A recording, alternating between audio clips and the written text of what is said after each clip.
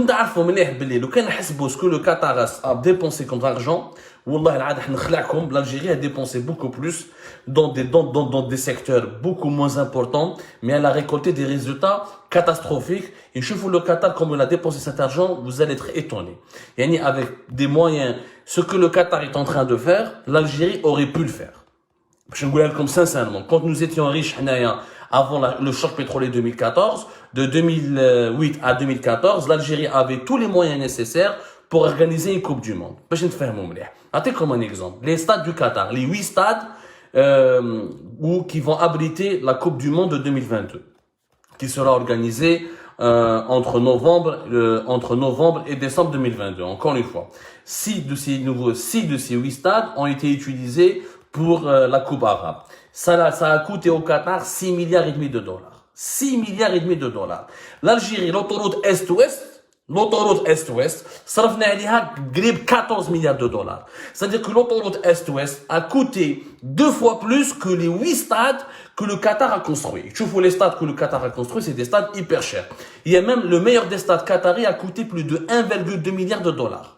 Je ne fais pas la finale, notamment le stade Al-Bayt, la finale, là où l'Algérie a gagné le match contre la Tunisie, là où il y a eu la finale, ce stade-là fait partie des plus chers de tous les 8 stades qui ont été construits par le Qatar. Ça a coûté aux Qataris 1,2 milliard de dollars parce que c'est un stade qui a une plus grande capacité. Il y a tout un environnement, les Baoudou Bnawa, ils ont construit pas mal d'infrastructures, il est très moderne, des matériaux, si vous avez vu le stade, il a une architecture locale. C'est-à-dire, ils ont construit des stades modernes en préservant la tradition de leur pays. La tradition des Bédouines, Arabes, des aides du Sahara. Tu vois le stade, il a fait la finale, on dirait une tente, khayma. Je le Bayt Stadium. 1,2 milliard de dollars. 6,5 milliards de dollars pour 8 stades. L'autoroute Est-Ouest de l'Algérie, l'autoroute Est-Ouest, nous a coûté 14 milliards de dollars. 14 milliards de dollars. L'Algérie, avec une autoroute, a dépensé 2 fois plus que le Qatar dans 8 stades. C'est-à-dire que nous, لو كان l'autoroute Est-Ouest ما سرقناش فيها وما هلكناش فيها وما ديناش فيها ولي شينوا ما عطيناهمش الشيبات ولي جابوني ما درنالهمش الشونطاج لو كان بنيناها dans les normes parce que l'autoroute Est-Ouest, on l'a expliqué sur Algérie Park, nous avons fait une enquête, on a sorti les documents, qui compte fait MLTV, j'avais consacré toute une émission là-dessus avec les preuves et tout ça. Normalement l'autoroute Est-Ouest, on aurait pu nous coûter entre 3 à 4 milliards de dollars. Entre 3 à 4 milliards de dollars. باش نتفاهموا مليح. حنايا هادوك les 14 milliards de dollars, on aurait pu faire comme le Qatar, 8 stades de rang mondial et international, et on gardera le reste pour construire de nouvelles infrastructures pour accueillir une Coupe du Monde. Le coût de notre autoroute Est-Ouest, ça nous a coûté plus que, ça nous a coûté l'équivalent de l'organisation d'une Coupe du Monde. Incroyable. Le Qatar, c'est vrai que le Qatar, pour organiser la Coupe du Monde, en 2022, depuis pratiquement 2010, bien avant. Il a investi entre de 2012 à 2013 jusqu'à aujourd'hui, 2012, 2013, 2014, il a investi 200 milliards de dollars. Un programme de 200 milliards de dollars. Pourquoi? Parce que le Qatar n'a pas construit que les stades. Le Qatar, comme c'était un petit pays, comme c'était un désert, il n'avait pratiquement rien, il a construit de nouvelles infrastructures. Par exemple, il a construit une nouvelle cité, une nouvelle ville, Lusail City. Il lui a consacré 45 milliards de dollars. Il a construit un nouveau réseau de transport. Le projet Qatar Integrated Rail. C'est un projet de transport ferroviaire. Les faits, 4 lignes de métro, 2 réseaux ferroviaires, dont une ligne à grande vitesse pour les TGV. Ça lui a coûté 35 milliards de dollars. Il a pris 200 milliards de dollars, il a investi pour équiper le pays pour être prêt en 2022. C'est pas des dépenses. Les Qataris, parce que ça s'appelle un investissement. Pourquoi ils ont fait ça? Parce que, avec la Coupe du Monde, non seulement ils vont gagner de l'argent, parce qu'ils vont recevoir des touristes, etc. En plus, ils vont faire de la publicité pour leur pays, où les Qataris خموا لها مليح داروا ان بروغرام سمعوا مليح لي قطري هذيك الناس اللي تخمم هادو حنا نضحكوا عليهم بالبدو ونتمسخروا بهم ونقولوا عليهم يعطون دراهم الارهاب ما يمدوش دراهم الارهاب هادو راهم يخموا على لافنير bien sûr que le Qatar a une politique étrangère dégueulasse dans certains conflits régionaux je suis pas en train de les défendre je suis en train de dire juste qu'il y a une intelligence une intelligibilité dans leur gestion de l'avenir de leur pays. Avant d'organiser la Coupe du Monde de 2022, le Qatar donne un programme, le Qatar National Vision 2030. Qatar National Vision 2030. واش يقولوا فيه البروغرام هذا؟ يعني هما عندهم وجهه عندهم une vision على بالهم منا 2030 واش راهم حابين يولوا. واش قال لك؟ قال لك حنا nous sommes un petit pays ما عندناش un marché intérieur ويقدر n'importe qui veut nous envahir. D'ailleurs l'Arabie Saoudite مع الإماراتيين en 2017 ils ont failli les envahir. داروا عليهم pratiquement un black out qui a duré presque 2 ans ومن بعد كتصالحوا بيناتهم هنا وهنا en 2020 entre 2020 et 2021. Le Qatar il a des traités de protection avec les États-Unis, avec la Turquie, avec la France, avec beaucoup de puissance internationale. Le problème n'est pas là. قال لك انا le pétrole ما عنديش. Moi j'ai que du gaz. Le Qatar est un pays essentiellement gazier. Comme pratiquement l'Algérie, nous sommes un pays essentiellement gazier. واش قال لك؟ قال لك je dois me diversifier. Je ne dois pas dépendre du gaz. Mais comment? Le Qatar ne peut pas faire de l'industrie parce qu'il a un petit marché. Une population de 300 000 habitants ne peut rien fabriquer. صغيرة بلاد صغيرة واش تبيع فيها واش تشري فيها. Ce n'est pas rentable d'investir dans un pays de 300 000 habitants. Les Algériens dont je vois dans les commentaires, ils disent ah mais huma bled صغيرة, c'est pour ça qu'ils ont réussi.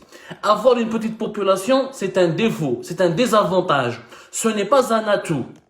Au contraire, si tu as une petite population, tu es exposé aux menaces extérieures, tu es exposé aux invasions et tu n'es pas un marché intéressant. Parce que pour développer ton pays, tu as besoin d'une consommation intérieure importante. Plus ta population consomme et dépense et travaille, plus tu produis des richesses, plus les entreprises s'enrichissent. Mais si tu es un petit pays, tu n'as pas un marché important. Tu n'as pas de main-d'œuvre. C'est pour ça que les Qataris, pour gérer leur pays, ils ont besoin de 80% des étrangers. Comme les Émiratis, c'est 90% des étrangers. Parce que, Houma, mais la main-d'œuvre, mais ce qu'on appelle le capital humain. Ils n'ont pas de capital humain. On a 45 millions d'habitants. On a la chance d'être 45 millions d'habitants. Ce n'est ni trop gros, ni trop petit. C'est suffisant pour avoir un bon marché intérieur et un capital humain pour former de la main-d'œuvre, avoir des ingénieurs, des médecins, etc. Être un petit pays, ce n'est pas un avantage, c'est un énorme défaut. هذه الاولى. القطر واش قال لك؟ قال لك انا ما نقدرش ندير الاندستري ما نقدر ندير انايا لاغريكولتور انا عايش في الصحراء ما نقدر ما واش بقالوا دو سيكتور لو توريزم اي لو سافوار. قال لك نديروا une économie du savoir et le tourisme. واش داروا؟ قال لك on va accueillir la coupe du monde يجونا les étrangers يشوفوا la coupe du monde parce que c'est l'endroit le plus c'est l'une des compétitions avec les Jeux olympiques c'est la compétition qui draine le plus de visiteurs à travers le monde كيجوا les étrangers يشوفوا la coupe du monde يشوفوا بلاد يعجبهم يعاودوا يولوا pour faire du tourisme. C'est un argument de marketing. D'un autre côté le Qatar il sait qu'il n'a pas de paysage ماشي كيما الجيري قطر حنا بلادنا عندنا لا ميديتيراني عندنا الصحراء اون لا كابيلي اون الجرجوره اون سيدي بن عباس اون لوغاني اون لي بلاج دو عنابه دو سكيدا اون لا كورنيش دو جيجل. القطر نا ريان دو سا نا ريان ما عنده والو. القطر صحراء وسخانه ولا وتهب فيك. Comment il peut faire du tourisme? Le Qatar dans le cadre de sa stratégie شوفوا الناس يعني ربي معطى لهم صحراء وعطاهم الغاز حنا عطانا كلش الغاز والبترول والجبال والعباد والثلج والبحر etc. Nous n'avons rien pu faire. Romains ils n'ont pas de paysage. Ils peuvent pas attirer les touristes pour admirer les belles plages, pour admirer des belles montagnes, ou là pour admirer le tassili au gar, le janet, ou chidiru. Nous allons encourager un tourisme d'affaires. Il y a un tourisme de shopping et on va se spécialiser dans l'organisation des événements internationaux. C'est-à-dire que le Qatar a décidé d'organiser à l'avenir toutes les compétitions sportives et les compétitions culturelles les plus importantes. Coupe du monde à handball, Coupe du monde à football, le volleyball, des concerts de musique, des rencontres culturelles. C'est en organisant des compétitions sportives et culturelles et économiques internationales que le Qatar aspire à attirer des touristes. Et quand il y a des compétitions sportives internationales, ils jouent les touristes ou ils s'en foutent. C'est ça la stratégie du Qatar. C'est pour ça que c'est une stratégie qui est intéressante. C'est pour ça que le Qatar, avec les 200 milliards de dollars qu'il a investis pour la Coupe du Monde, il va assurer une partie de son avenir. Parce que le jour où il n'aura plus de gaz, il va vivre comme Dubaï, de ce tourisme, de ce commerce international, de ce lieu, de ce carrefour d'échange entre les continents, en organisant les événements internationaux les plus importants. Les dirigeants, ils ont des stratégies. Les pays qui ont des boussoles. Les pays qui ont des élites. عندهم نخب ماشي كيما حنايا قش بختا قاعدين يتمسخروا بالناس ما نخدموا ما والو هضره زوج وان تو تري فيفا لالجيري وان تو تري فيفا لالجيري ما تعيشكش وان تو لا كوب داغاب اللي جبنا هذيك لا كوب ما تربح فيها حتى دور ربحنا بها 5 مليون دولار با بلوس يدخلوا لي كاس du pays. Par contre le Qatar en organisant la Coupe du Monde il peut gagner jusqu'à 500 millions de dollars avec les touristes qui vont venir. L'Algérie a pris une coupe 5 millions de dollars, le Qatar peut engranger ou gagner des recettes jusqu'à 500 millions de dollars. Maintenant, ce que le Qatar a fait, l'Algérie aurait pu le faire. Les 200 milliards de dollars, les balaks, c'est un chiffre qui est élevé. 200 milliards de dollars, c'est à peine le programme d'un quinquennat qui a été dépensé durant les 20 dernières années. C'est-à-dire, si on prend le programme quinquennal 2014-2019, l'Algérie a dépensé 200 milliards de dollars. Prenez le programme quinquennal 2009-2013, 2008, 2009, 2013, vous allez voir que l'Algérie a dépensé 200 à 200 et quelques milliards de dollars. Donc tous les programmes quinquennaux, ce qu'on appelle nous les programmes quinquennaux, l'Algérie, l'État algérien a géré, a imaginé le développement du pays à travers ce qu'on appelle les plans quinquennaux. Durant les 20 dernières années, c'est-à-dire chaque 5 ans, avec un plan quinquennal, pendant ces 5 ans, avec un objectif précis, voilà ce qu'on va investir, voilà ce qu'on va construire, voilà ce qu'on va réaliser comme projet durant 5 ans, et voilà les budgets que nous allons dépenser. Il y a des plans quinquennaux qu'on a financés à plus de 250 milliards de dollars. Et nous avons dépensé plus d'argent en Algérie en 5 ans que le Qatar de 2014 jusqu'à 2019-2020 pour organiser la Coupe du Monde.